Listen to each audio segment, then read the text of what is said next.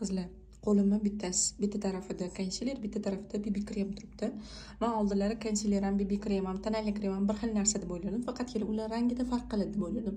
Bu meni eng katta xatoyim bo'lgan. O'ng tarafda hozir sizlar ko'rayotgan joydan o'ng tarafda konsiler plotniy bo'lib turibdi, qalin bo'lib turibdi, chap tarafda BB krem. Shundan kelib chiqib bilsanglar bo'ladiki, BB krem ancha yengil narsa, konsiler ancha plotniy narsa. Konsilerni men ishlatmas edim, lekin to'g'risini aytaman, shko'lada juda qiziqman shunaqa narsalarga.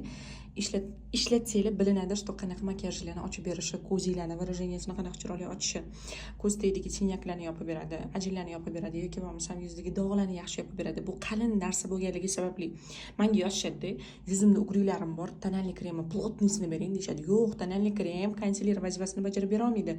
Konsiler sizni yuzingizdagi o'sha chuqurchalar bormi, nerovniy tonlar bormi, o'shalarni yopib beradi. Lekin tonalniy krem emas. Ko'ryapsizlarmi? Qanaqa bu bir-biridan farq qilib turibdi, hali yoyilmagan joyini o'zida.